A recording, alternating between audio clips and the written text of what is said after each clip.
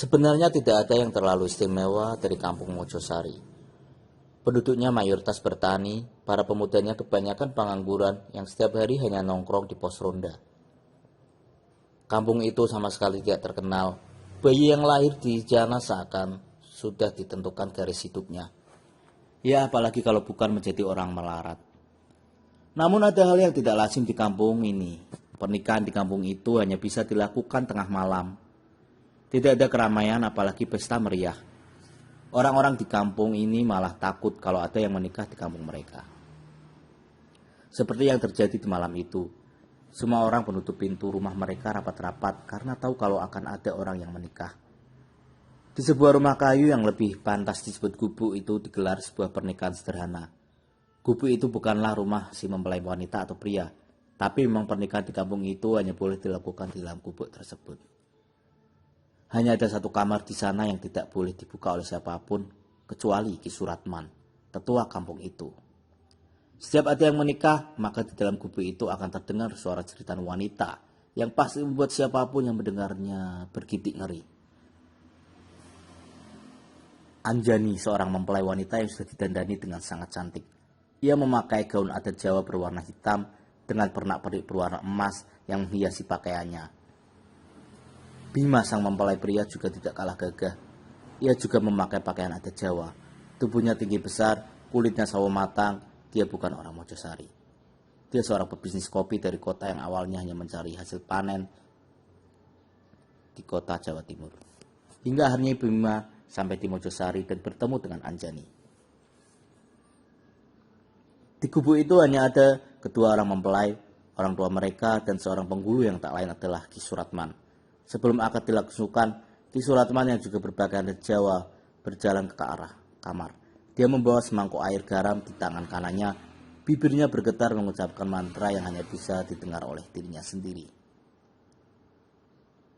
Ia letakkan mangkok itu di depan pintu yang terlihat sudah sangat usang.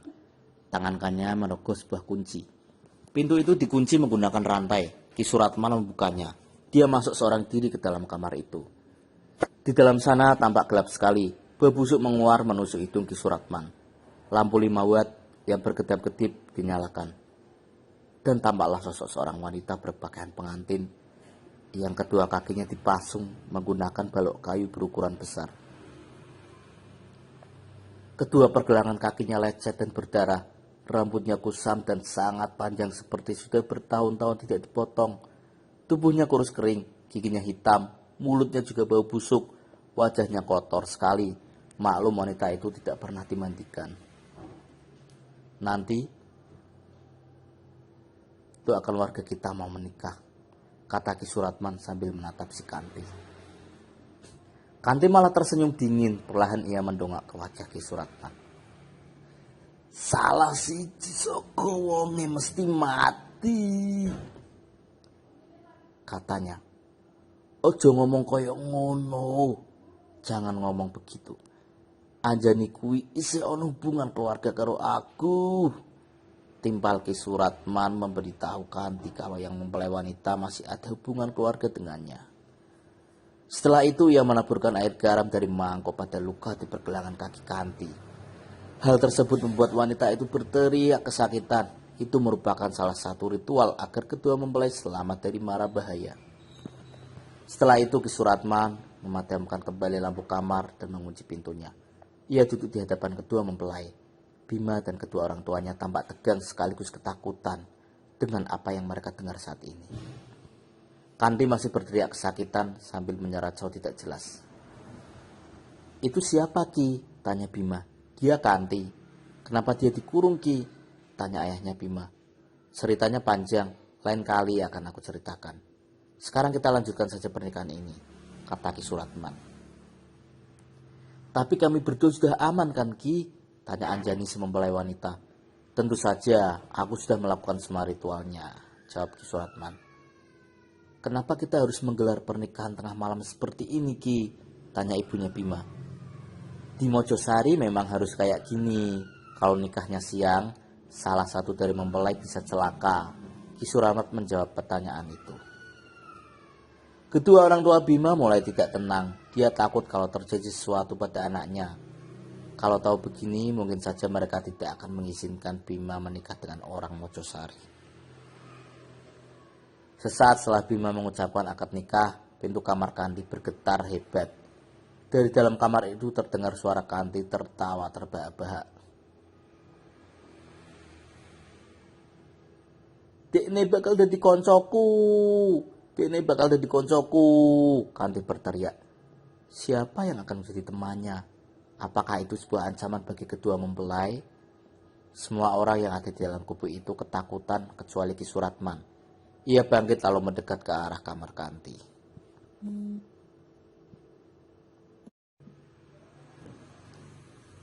Pintu itu berhenti bergetar.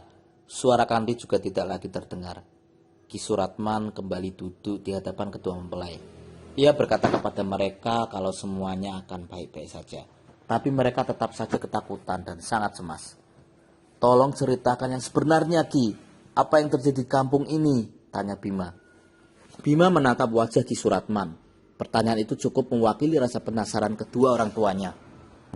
Sebelum Ki Suratman bercerita, ia menoleh ke arah Anjani dan kedua orang tuanya yang sudah sepuh.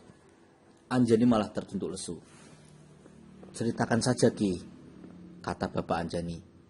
Ibu Anjani juga mengangguk kepada Ki Suratman. Ki Suratman menarik nafas dalam-dalam lalu menghembuskannya perlahan. Ia mulai bercerita. Dulu di Mojosari ini ada seorang dukun yang sangat disegani. Dia bisa menyembuhkan berbagai penyakit, membuat penglaris usaha, bahkan bisa mendatangkan jodoh seseorang. Ujar Ki Suratman. Dia mengubah posisi sila terlebih dahulu sebelum melanjutkan cerita. Lalu Ki, tanya ayah Bima penasaran. Ki Suratman menarik napas. Sayangnya dukun itu malah melakukan ritual terlarang yang menyebabkan kampung kami dikutuk. Ritual apa, Ki? Tanya Bima. Muji setan, jawab Ki Suratman. Itu ritual untuk apa, Ki? Tanya Bima semakin penasaran. Awet muda. Dukun itu percaya dengan janji-janji setan dan ingin hidup abadi. Akibatnya kampung kami ini dikutuk. Setiap ada orang kampung Mojosari yang menikah, beberapa hari kemudian salah satu mempelai pasti akan mati. Kami sudah coba untuk melangsungkan pernikahan di luar Mojosari. Tapi tetap saja sama. Salah satu mempelai pasti mati, entah itu sakit atau kecelakaan, jelas Ki Suratman. Batalkan saja pernikahan ini, Ki. Bima, ayo kita pulang. Mendengar cerita Ki Suratman, ayah Bima langsung menarik lengan anaknya. Ceraikan istrimu malam ini juga, tambah ibu Bima. Anjani tertunduk sambil menangis sesenggukan di pelukan kedua orang tuanya. Yang dia takutkan ternyata terjadi. Dari awal Anjani sengaja tidak memberitahu Bima soal rahasia kampung Mojosari. Ia takut Bima tidak mau menikahinya. Enggak, Bu, aku udah terlanjur sayang sama Anjani, tutur Bima. Ia menatap ibunya dalam-dalam. Cari perempuan lain saja. Ini kampung setan. Nanti kamu celaka. Bentak ayah Bima. Cukup. Ki Suratman berdiri. Wajahnya kini penuh emosi. Itu membuat orang tua. Semua orang di ruangan itu terdiam. Hanya menyisakan suara tangis Anjani. Kedua orang tua Anjani tidak banyak cakap karena mereka sudah sangat tua. Mojosari bukan kampung setan. Kalau kalian tidak mau menikahkan anak kalian dengan Anjani, ya silahkan cerahkan. Tapi ingat, Bima sudah pernah melakukan akad dengan orang Mojosari. Dan aku akan lepas tangan kalau nanti ada hal buruk yang menimpa anak kalian, ujar Ki Suratman. Bajingan! Ayah Bima merenggut baju Ki Suratman. Buru-buru Bima menahan ayahnya itu. Dengarkan Bima. Ayah, dengarkan Bima. Nada suara Bima meninggi. Apapun yang terjadi, Bima tidak akan menceraikan Anjani. Lagi pula ayah sama ibu tenang saja. Selama kita menuruti arahan Ki Suratman, Bima yakin semua akan baik-baik saja. Iya kan, Ki? Bima menoleh ke arah Ki Suratman. Dengan tenang, Ki Suratman menganggukkan kepalanya. Ceritaku belum selesai, kalian sudah marah saja. Dengarkan dulu sampai selesai. Ki Suratman kembali duduk berserilah. Kalian semua itu jangan khawatir. Selama kita melakukan ritual pernikahan ini dengan benar, Aku yakin kedua mempelai akan baik-baik saja. Ayah Bima mengatur nafasnya. Ia sebisa mungkin menahan emosi. Ia lalu bertanya kepada Ki Suratman soal dukun yang membuat petaka kampung Mojosari. Di mana dukun itu sekarang? Ki Suratman menoleh ke arah kamar Kanti. Ia lalu berkata dengan perlahan. Dukun itu adalah Kanti.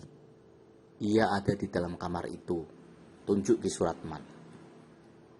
Kalau memang dia dukunnya, kenapa warga kampung ini tidak langsung membunuhnya saja? Semakin lama semakin banyak pertanyaan yang bermunculan di kepala Bima. Kalau kami membunuhnya, kami khawatir Kanti malah jadi setan dan meneror warga kampung. Jadinya kami biarkan dia hidup dan kami pasung agar dia tidak bertindak macam-macam. Jelas Ki Suratman. Tidak lama setelah Ki Suratman berbicara, terdengar suara dari derit balok kayu seperti diseret, disusul dengan suara ketukan dari dalam pintu kamar Kanti. Sebaiknya kita pergi dari gubuk ini, saran Ki Suratman. Kedua orang tua Bima keluar lebih dahulu dari gubuk itu tanpa berkata apapun kepada anaknya.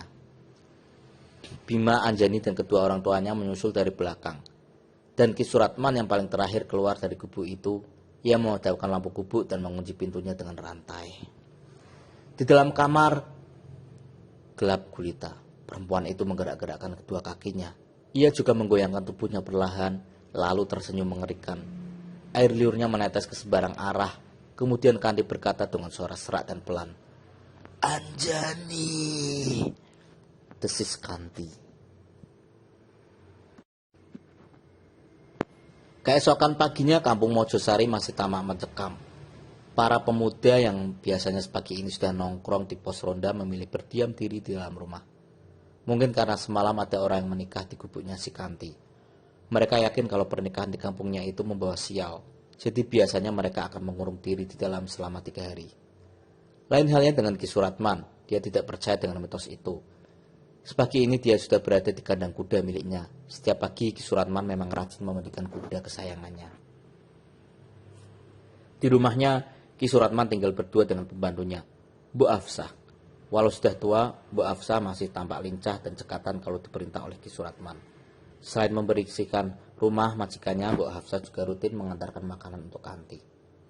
Tidak seperti warga kampung lainnya, Bu Afsah sama sekali tidak takut pada Kanti. Dia sudah terbiasa berinteraksi dengan perempuan malang itu. Bu Afsah, panggil Ki Suratman. Tangannya masih sibuk menggosok tubuh kuda dengan sikat. Iya Ndoro, saut Bu Afsah. Dengan tergopoh-gopoh dia muncul dari dapur. Kanti udah dikasih makan? Tanya Ki Suratman tanpa menoleh ke arah Bu Afsah. Belum Ndoro, jawab Bu Afsah. Ya udah, sana kasih makan, ujar Ki Suratman. Baik Ndoro. Bu Afsah segera beranjak ke dapur. Saat kemudian dia muncul kembali dengan membawa rantang nasi. Ia lalu pergi ke gubuknya Kanti. Bu Afsah sebenarnya kasihan melihat kondisi Kanti. Dia ingin sekali memandikan perempuan malang itu, tapi Ki Suratman melarangnya.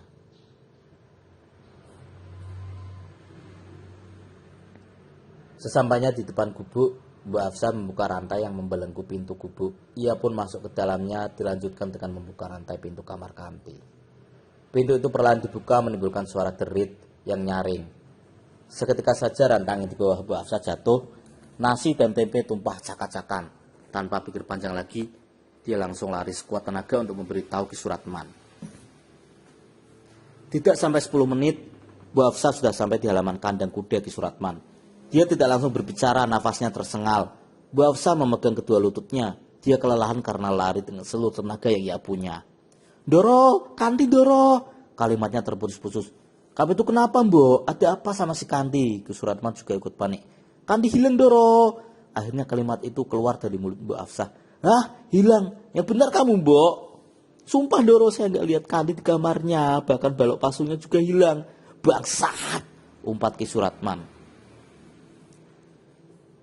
Dia masuk ke dalam kamarnya untuk mengambil sebuah keris. Pastilah itu keris sakti. Dulu keris itu pernah ia gunakan saat menangkap si Kanti. Ki Suratman pergi ke gubuk Kanti. Dan benar, apa yang dikatakan Bu Afsah. Si Kanti menghilang. Bahkan balok pasungnya pun hilang. Ini aneh. Tidak butuh waktu lama, kabar tentang hilangnya Kanti langsung menyebar ke seluruh warga kampung Mojosari. Kabar itu membuat mereka panik dan ketakutan. Jadi selama Kanti dikabarkan hilang, kampung itu seketika tambah sepi. Hanya orang-orang pilihan Ki Suratman saja yang berkeliaran tengah malam untuk mencari keberadaan Kanti. Tidak terkecuali dengan Bima dan Anjani. Sudah beberapa hari ini mereka berdiam diri di rumah. Bima sudah punya rencana akan membawa Anjani ke kota. Dia yakin kehidupan mereka di sana akan lebih nyaman ketimbang di Mojosari. Malam itu, Anjani sedang mematut diri di depan cermin sambil menyisir rambutnya yang panjang. Bima masuk ke dalam kamar dan langsung menyentuh kedua pundak istrinya itu. Dari pantulan cermin, Bima merhatikan paras istrinya yang cantik. Anjani pun tersenyum. Bima memeluk istrinya lalu membaringkannya di atas kasur. Namun baru saja Bima hendak merangkul istrinya, tiba-tiba Anjani berteriak. Ia melihat bayangan Kanti terpantil di cermin. "Kenapa sayang?" tanya Bima kaget. "Tadi ada Kanti di cermin." Napas Anjani terengah-engah. Raut wajahnya sangat ketakutan. "Mana? Nggak ada kok," kata Bima. Bayangan itu menghilang, padahal jelas-jelas Anjani baru saja melihat Kanti berpakaian pengantin sedang berdiri di cermin. Anjani juga melihat kalau kedua kaki Kanti masih dipasung. Sesaat setelah Anjani melihat bayangan Kanti, tiba-tiba ia meringis kesakitan. Tangannya mencoba menggapai-gapai punggungnya yang terasa ada sesuatu. "Ada apa sayang?" "Punggung aku sakit," jawab Anjani sambil meringis. Bima memeriksa punggung istrinya. Ia menemukan benjolan kecil sebesar biji kelereng di punggung istrinya sebelah kanan. "Ada benjolan, besok kita periksa ke dokter ya." Bima menutup kembali baju istrinya. Semalaman suntuk, Anjani tidak bisa tidur. Benjolan di punggungnya seakan bergerak-gerak, bikin ngilu dan perih. Beberapa kali ia membangunkan suaminya karena rasa sakit yang sangat parah. Keesokan paginya, wajah Anjani pucat, tubuhnya juga sangat lemas. Tanpa pikir panjang lagi, Bima meminta izin kepada orang tua Anjani untuk membawanya ke kota. Benjolan di punggung Anjani harus diperiksa oleh dokter. Jam 9 pagi, Bima dan Anjani sudah berkemas. Mereka berangkat menggunakan mobil SUV. Sambil menyetir sesekali, Bima memperhatikan istrinya yang semakin pucat itu. Dia khawatir kalau nanti benjolan itu tidak bisa disembuhkan secara medis. Sesaat sebelum mobil mereka keluar dari kampung Mojosari, tiba-tiba Bima melihat Kanti berdiri di antara pohon bambu di pinggir jalan. Bima menelan ludah. Dia mencoba untuk tenang dan tetap fokus menyetir mobil. Bima punya rumah di kota metropolitan. Rumah itu ia beli 2 tahun lalu dari seorang pengusaha tambang batubara. Setelah resmi menjadi miliknya, Bima mengubah rumah itu menjadi nuansa Jawa. Maksudnya biar dia merasa ada di kampung halaman. Bagian depan rumah itu dibuat seperti rumah joglo dengan hiasan lampu khas Jawa. Di beranda rumah itu ada kursi dan meja yang terbuat dari kayu jati. Sebenarnya rumah ini jarang sekali Bima tempati. Maklum, dia itu adalah seorang pebisnis kopi. Jadi ia lebih sering tinggal di luar kota ketimbang di rumah mewahnya itu. Selama Bima di luar kota, rumah itu hanya dijaga oleh seorang satpam. Itu pun hanya menjaga keamanan saja. Urusan bersih-bersih itu urusan tanggung jawabnya. Oleh karena itu, saat pertama kali Anjani menginjakkan kaki di rumah Bima, ia terkejut karena tidak menyangka kalau suaminya punya rumah sebesar ini di kota. Dia juga bingung bagaimana cara membersihkan rumah sebesar itu. Debu menempel di mana-mana, juga banyak sarang laba-laba. "Mas, rumah ini sudah berapa tahun sih nggak ditempati?" tanya Anjani. "Dari pertama beli sekitar 2 tahun lalu. Habisnya aku selalu sibuk di luar kota." "Sayang sekali ya mas, padahal rumahnya bagus banget." Anjani masih memperhatikan ruang tamu di rumah itu. "Aku sengaja beli rumah ini buat persiapan aja. Biar kalau udah berkeluarga aku nggak bingung nyari rumah. Dan mulai sekarang kita akan tinggal di rumah ini." Bima merangkul pundak istrinya sambil tersenyum. "Aku bingung cara bersihin rumah sebesar ini mas," ucap Anjani. "Jangan khawatir, kamu istirahat saja. Nanti biar aku suruh orang buat bersihin rumah kita ya." Bima dan Anjani menempati kamar yang dekat dengan ruangan tamu. Kamar itu juga bernuansa etnik Jawa. Di bagian depannya ada ukiran kata-kata menggunakan bahasa Sanskerta yang Bima sendiri tidak tahu artinya. 1 minggu sudah Anjani tinggal bersama Bima di rumah itu. Tapi benjolan di punggungnya tidak kunjung sembuh. Sekalipun Anjani sudah dioperasi, benjolan itu tetap tumbuh lagi. Sekarang benjolannya malah bertambah menjadi 3. Bengkaknya terus membesar seperti akan pecah. Bima sudah membujuk Anjani untuk dirawat di rumah sakit, tapi dia tidak mau. Anjani tidak mau menjadi orang pesakitan. Dia ingin tetap didampingi rumahnya. Dia ingin tetap mendampingi suaminya di rumah. Akhirnya setiap hari dokterlah yang berkunjung ke rumah Bima untuk memeriksa secara rutin kondisi Anjani. Sayangnya semakin lama kondisi Anjani semakin memburuk. Benjolan itu memang sudah agak kempes, tapi warna kulit punggungnya seperti memar dan busuk. Sekarang Anjani hanya bisa berbaring di kamar tidurnya. Di saat seperti itu Anjani meminta sesuatu pada Bima. Itu adalah permintaan pertamanya dari semenjak menikah dengan Bima. Walau Bima ini terbilang kaya raya, tapi Anjani tidak pernah meminta apapun kepada suaminya. Baginya hidup bersama Bima sudah lebih dari cukup. "Mas, aku boleh minta sesuatu?" tanya Anjani dengan nada bicara yang pelan. Ia menoleh perlahan ke arah suaminya yang sedang duduk di tepi tempat tidur. "Boleh sayang, kamu mau minta apa?" "Aku minta dibelikan balon berbentuk hati warna merah jambu. Mas masih ingat kan? Pertama kita ketemu di pasar malam itu, Mas. Mas ngasih aku balon berbentuk hati." "Iya sayang, hari ini juga aku akan belikan," kata Bima sambil mengucup kening istrinya. Tidak butuh waktu lama, Bima bisa menemukan balon gas warna merah jambu dan berbentuk hati. Balon itu ia ikatkan di tempat tidur Anjani dan dibiarkan melayang di atas. Malam itu mereka tidur bersama. Bima memeluk tubuh istrinya yang semakin kurus. Ia sangat mencintai Anjani. Tengah malam, Anjani membangunkan suaminya. Wanita itu terlihat segar. Wajahnya juga tidak pucat lagi. Dalam kondisi mengantuk, Bima bangun. Ia terkejut saat melihat Anjani bisa bangun. "Mas, aku sembuh," kata Anjani sambil tersenyum. "Wah, alhamdulillah kalau begitu." Bima sangat senang melihat wajah istrinya yang tampak segar. "Mas, temani aku yuk," ajak Anjani. Ia turun dari tempat tidur. "Kemana?" Bima melirik jam dinding. Masih jam 2 dini hari. "Ke kolam renang belakang rumah kita," Bima mengiyakan ajakan istrinya. Dia pun turun dari tempat tidur. Lengan Bima ditarik oleh Anjani. Wanita itu terlihat gembira sekali. Malam-malam begini Anjani berendam di kolam renang. Bima sudah melarangnya, tapi Anjani memang bandel. Tepat jam 3 dini hari mereka berdua kembali ke tempat tidur. Bima memeluk tubuh istrinya, dan itu menjadi pelukan terakhir. Sebab keesokan harinya Anjani meninggal dunia. Dia tidur untuk selamanya. Bima menangis. Bahkan ia berteriak di samping jasad Anjani. Ia tidak menyangka kalau kebahagiaannya sesingkat ini. Orang tua Anjani dijemput. Begitupun dengan orang tua Bima. Mereka semua berkumpul di kamar Anjani. Sementara itu mayat Anjani dibaringkan di atas tempat tidur dan sudah dikafani oleh Bima sendiri. "Bu, Pak, aku mau memakamkan Anjani di kamarku sendiri," kata Bima dengan suara sangat parau. Jelas saja itu membuat orang tua Anjani kaget. "Gak bisa. Anjani akan kami bawa ke Mojosari," kata bapak Anjani. "Aku masih sayang sama dia, Pak. Aku mohon izinkan aku memakamkannya di kamar ini. Aku janji akan memakamkan Anjani dengan baik." "Udah gila kamu, Bim. Biarkan Anjani dikubur di kampung halamannya," timpal ibu Bima. "Aku belum siap kehilangan Anjani." Bima tertunduk sambil menangis. Menurut ayah, biarkan saja Bima mengubur istrinya di kamar ini. Kini ayahnya Bima membela. Kedua orang tua Anjani terdiam. Mereka seperti tengah mempertimbangkan permintaan si Bima. "Ya sudah kalau itu mau kamu, tapi kamu harus jaga kuburan anak kami dengan baik," kata orang tua Anjani.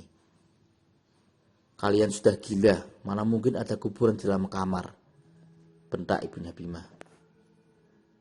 "Biarkan saja mah, itu kemauan anak kita." Ayahnya Bima kembali membela anaknya. Maka malam itu juga lantai kamar Bima dibongkar. Anjani dikuburkan di dalam kamar itu. Balon gas berbentuk hati diikatkan di batu nisan Anjani. Mereka tidak menyadari suatu hal bahwa di sudut ruangan kamar Bima yang remang, Kanti berdiri menyaksikan pemakaman Anjani. Kanti sudah sejak lama ada di kamar itu. Dari awal dia memang mengikuti Anjani. Setiap pagi dan sore, Bima rajin menyiram makam istrinya itu. Walaupun dia sangat menyayangi makam istrinya, Bima tidak tidur di kamar itu, melainkan mengisi kamar yang bersebelahan dengan makam. Suatu malam Bima terbangun. Dia mendengar suara pintu kamar sebelah dibanding berkali-kali. Suara itu sangat mengganggu. Bima heran siapa yang melakukannya. Padahal di rumah itu dia hanya tinggal sendirian. Pak Satpam tidak mungkin masuk ke dalam rumah tanpa izin Bima. Terpikirlah oleh Bima kalau yang membanding pintu di kamar sebelah itu adalah maling.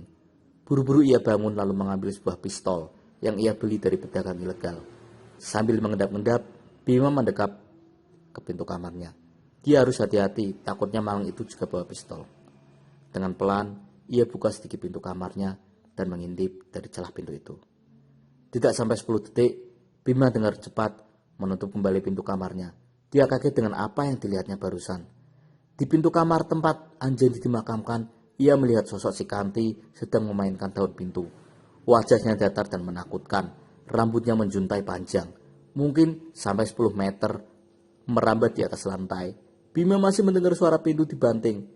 Jantung Bima berdetak hebat. Dia tidak tahu apa yang harus dilakukannya sekarang. Beberapa saat kemudian, suara itu hilang. Bima kembali menitip dari celah pintu. Dan kali ini ia terjungkal saking kagetnya. Karena si Kanti berdiri tepat di pintu kamarnya sendiri. Pintu kamar Bima perlahan terbuka sedikit. Mungkin hanya satu jengkal tangan orang dewasa. Masih dalam posisi duduk, Bima meringsut mundur sambil mengarahkan pisaunya ke pintu.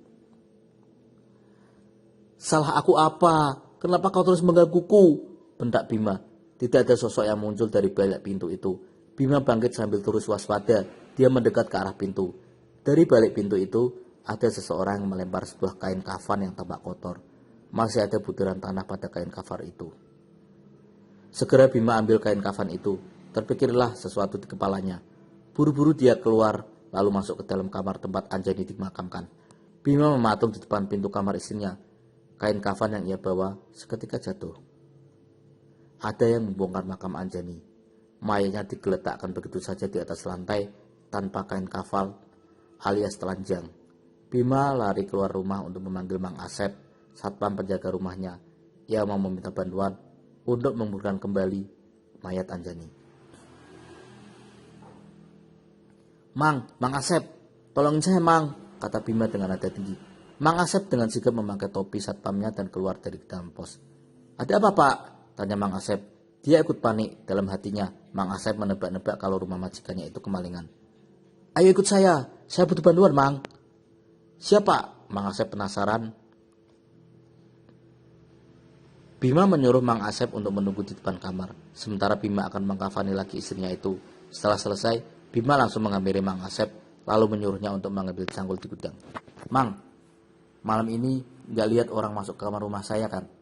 Tanya Bima sebelum Mang Asep mengambil cangkul. Gak lihat Pak. Oh iya Mang Asep kan dari tadi tidur, kata Bima kesal. Maaf Pak, saya ketiduran. Memangnya ada apa ya Pak? Makam istri saya ada yang bongkar. Hah serius Pak? Kedua mata Kang Asep melotok saking kagetnya. Iya Mang, cepat ambil cangkul, bantu saya menguburkannya lagi. Baik Pak. Tidak lama berselang, Mang Asep kembali muncul membawa 2 buah cangkul. Dia memberikan 1 cangkul untuk majikannya dan 1 cangkul lagi untuk Mang Asep sendiri. Tangan Mang Asep bergetar saat menyentuh mayat Anjani yang mulai membusuk. Wajah Anjani keriput dan lembek. Di bagian mata dan hidungnya menetes darah hitam yang kental. Mayat itu baru akan mengalami proses pembusukan. Mang Asep turun ke liang lahat. Dia menyambut mayat yang disodorkan Bima dari atas. Setelah itu Bima ikut masuk ke dalam liang lahat. Sebelum mayat Anjani dihadapkan ke arah kiblat, tiba-tiba Mang Asep melihat kedua mata Anjani melotot. Mayat itu lalu tersenyum dingin pada Mang Asep. Jelas saja Mang Asep kaget lalu berteriak. Refleks dia keluar dari liang lahat itu. Anehnya yang melihat kejadian mengerikan itu hanya Mang Asep. Sementara Bima tidak melihat keanehan apapun yang terjadi. Ada apa Mang? Tanya Bima kaget. Bu Anjani hidup lagi. Tunjuk Mang Asep ke arah mayat Anjani. Mang Asep masih melihat kalau Anjani itu melotot sambil tersenyum. Ia pun lari keluar dari kamar, meninggalkan Bima seorang diri dalam liang lahat. Mang Asep, tunggu, mau kemana Mang?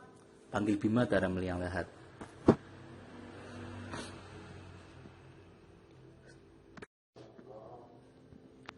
Jam 10 pagi, Bima tergeraga bangun. Kamar itu sangat kotor. Tanah berserak di mana-mana.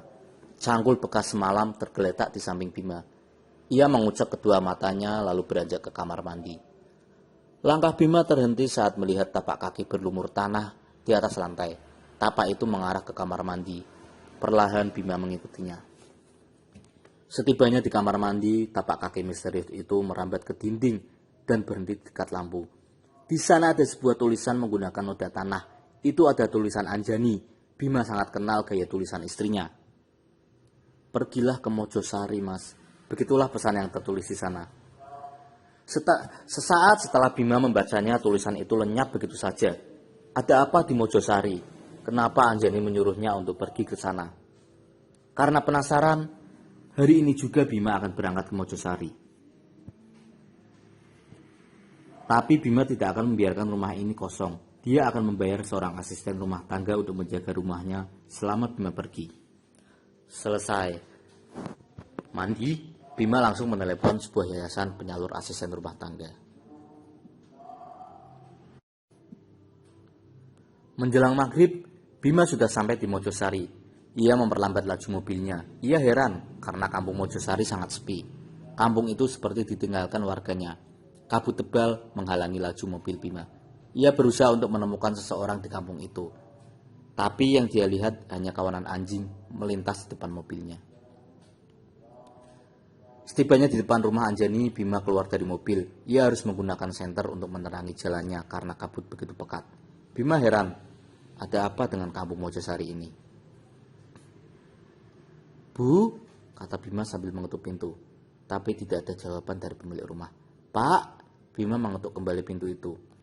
Ia lalu menggenggam gagang pintu itu dan ternyata pintunya tidak terkunci. Perlahan Bima masuk sambil terus memanggil kedua orang tua Anjani. Di lantai rumah itu ada genangan air dan daun sirih yang berserakan. Bima memeriksa setiap kamar, tapi ia tidak menemukan siapapun. Kemana mereka? Gumam Bima. Dia pergi ke halaman belakang rumah sambil berteriak memanggil orang tua Anjani. Di belakang rumah itu, samar-samar cahaya senternya menyoroti seseorang yang sedang duduk sila membelakangi Bima. Itu seperti lelaki yang sedang bertapa.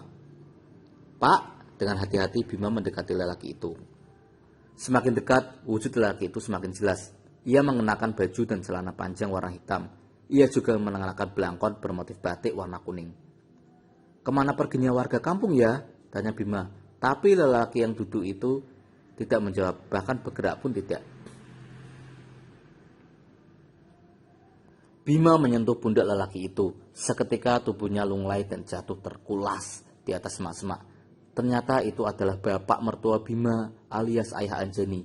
Lelaki itu sudah tidak bernyawa. Keadaannya sangat mengenaskan. Kedua bola matanya hilang. Ada lubang berukuran setelunjuk jari di bagian lehernya. Melihat kejadian itu Bima kaget sampai terjungkal. Napasnya tersengal-sengal. Ia bergegas pergi dari sana. Dengan panik ia lari menuju rumah Ki Suratman. Dengan susah payah akhirnya Bima tiba di rumah Ki Suratman. Rumah itu juga tidak dikunci. Bima menerobos masuk sambil memanggil nama Ki Suratman dengan nada tinggi. Di lantai rumah Ki Suratman juga ada genangan air dan daun sirih yang berserakan. Dengan tergesa-gesa ia membuka pintu kamar Ki Suratman. Di dalam kamar itu ada Ki Suratman yang sedang khidmat melakukan sebuah ritual. Ia duduk sila sambil mengacungkan keris pusakanya ke langit. Kedua matanya terpejam, bibirnya bergetar mengucapkan mantra. Ki, sapa Bima sambil pelan-pelan mendekati Ki Suratman. Bima menyentuh pundak lelaki itu. Seketika saja Ki Suratman tersengat kaget. Kanti iblis! Kalimat itu otomatis keluar dari mulut Ki Suratman. Ia panik sambil mengamuk. Untung saja Bima bisa menenangkan Ki Suratman. Tenang Ki, ini saya Bima. Bima, ngapain kamu di sini? Tanya Ki Suratman. Saya mau cari ibu mertua saya Ki. Mereka kemana? Ada apa dengan Mojosari Ki? Kenapa bapak mertua saya mati Ki? Tanya Bima bertubi-tubi. Si Kanti, ini semua gara-gara Kanti, jawab Ki Suratman dengan getir. Selama ini si Kanti yang menerorku Ki, tanya Bima. Ki Suratman tidak bisa berkata apa-apa lagi. Tetap wajahnya kosong. Apa warga kampung ini semuanya mati Ki? Bima masih berusaha mencari tahu. Sebagian mati, tapi masih ada yang selamat. Mereka semua sudah mengungsi. Sebelum Bima bertanya kembali, tiba-tiba terdengar suara rombongan orang. Mereka menyanyi lagu berbahasa Jawa. "Mereka datang," kata Ki Suratman, wajahnya sangat cemas. "Mereka siapa?" Bima mengerutkan dahi. Karena penasaran, ia tengok rombongan orang itu dari balik jendela. Betapa terkejutnya Bima saat melihat ada sebuah arak-arakan tanpa wujud. Di atas arak-arakan itu ada saung kecil yang hanya muat satu orang. Di saung itu ada si Kanti yang sedang duduk sambil menatap lurus ke depan. Bima heran, arak-arakan itu berjalan sendiri tanpa ada yang menggotong. Kanti menoleh ke arah Bima. Wanita itu tidak tersenyum sedikit pun. Tatapannya datar dan begitu dingin. Itu membuat Bima menjauh dari jendela. "Jangan dilihat," kata Ki Suratman. Arak-arakan itu sudah pergi. Bima dibawa oleh Ki Suratman menuju kampung tetangga. Warga Mojosari yang masih hidup mengungsi di sana. Kata Ki Suratman, ibu mertua Bima juga ikut mengungsi di kampung tersebut. "Aku turut berduka atas kematian istrimu," kata Ki Suratman. "Ini masih ada hubungannya dengan Mojosari, Ki. Anjani mati dengan cara yang tidak wajar," timpal Bima. "Ternyata saat kau menikahi Anjani di gubuk itu, si Kanti sudah bukan manusia lagi. Dia sudah menjadi sekutu setan dan istrimu adalah tumbal kelima. Dengan begitu, Kanti sudah menyempurnakan ilmu hitamnya," jelas Ki Suratman. "Jadi, sudah ada pengantin yang meninggal sebelum aku menikahi Anjani?" tanya Bima. Ia menghentikan langkahnya. "Iya, sebelum Kanti dipasung sudah ada 4 pengantin wanita yang mati. Sebelum engkau menikahi Anjani, aku sempat menikahkan pasangan janda dan duda di gubuk Kanti. Sampai sekarang mereka masih hidup. Dugaanku Kanti ini hanya menumbalkan pengantin yang masih perawan saja," kata Ki Suratman. Mereka berdua berjalan kembali melewati jalan setapak. "Kalau memang Kanti sudah menyempurnakan ilmu hitamnya, kenapa dia masih menggangguku, Ki?" "Kalau itu aku juga belum tahu," jawab Ki Suratman singkat. Bima tidak menimpali lagi. Ia mengarahkan cahaya senter ke arah jalan setapak. "Setelah kalian menikah, Mojosari dilanda penyakit." "Penyakit apa, Ki?" tanya Bima. "Ada benjolan di punggung mereka. Semakin lama semakin besar. Setelah itu kempis dan mereka mati satu persatu dengan mengenaskan." "Penyakit itu sama persis dengan apa yang dialami istriku, Ki." Ki Suratman mengangguk. "Awalnya kami warga kampung mengobati benjolan itu dengan daun sirih, tapi tetap saja tidak berhasil. Dokter pun tidak sanggup." Ki Suratman menghentikan langkahnya. Dari kejauhan, ia melihat ada seseorang yang mendekat. Ia pun menarik tangan Bima, mengajaknya untuk bersembunyi di balik pohon. Dengan hati-hati, Ki Suratman dan Bima mengintip dari balik pohon itu.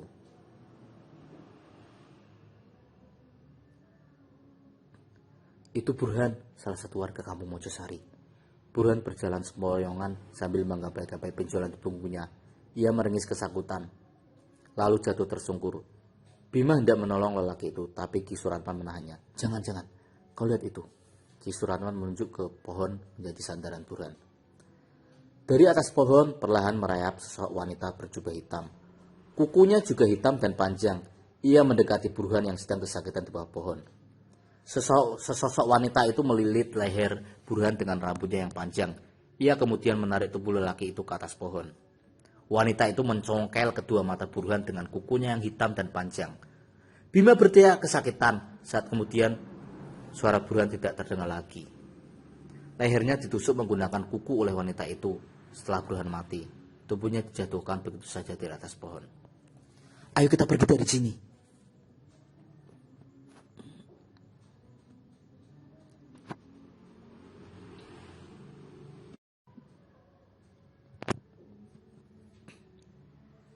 Di dalam kamar Bima ada sebuah lemari besar yang ada cerminnya. Malam itu Anjani duduk menghadap lemari. Ia minta rambutnya disisir oleh Zulfa. Seharian bersama Zulfa, Anjani tidak banyak bicara. Dia terkesan selalu murung dengan wajahnya yang amat pucat. "Rambut Bu Anjani bagus ya," puji Zulfa. Anjani tidak menimpali. Ia menatap cermin dengan tatapan kosong. "Kalau boleh tahu, Bu Anjani ini asli mana ya?" tanya Zulfa. Mojosari, jawabnya singkat. Itu di Jawa ya? Anjani mengangguk pelan. Bu Anjani, kok di rambutnya banyak tanah? Zulfa membersihkan butiran tanah yang menempel di rambut Anjani. Aku bersihkan dulu ya Bu, lanjut Zulfa. Tidak lama berselang, terdengar suara seseorang mengetuk pintu. Bu, ada yang ngetokin pintu. Zulfa cek dulu ya Bu. Setelah ditelusuri, ternyata suara itu bersumber dari kamar tempat Anjani dikuburkan. Zulfa ingin sekali memeriksa kamar itu, tapi ia tidak diizinkan masuk oleh Bima. Halo, ada orang di dalam? Tanya Zulfa. Tidak ada jawaban sama sekali, tapi suara ketukan pintu itu masih terdengar. Kemudian pintu itu tertiga sedikit, suara deritnya terdengar nyaring. Zulfa mundur 3 langkah, ia menjauh dari pintu itu. Apapun yang terjadi, ia tidak akan masuk ke dalam kamar itu. Kamu siapa? Tanya Zulfa tanpa melihat seorang pun yang muncul dari kamar itu. Zulfa yakin masih ada seorang menghuni kamar rumah ini. Kanti, jawab seorang perempuan dari balik pintu kamar. Suara itu terdengar parau seperti orang yang sedang sakit.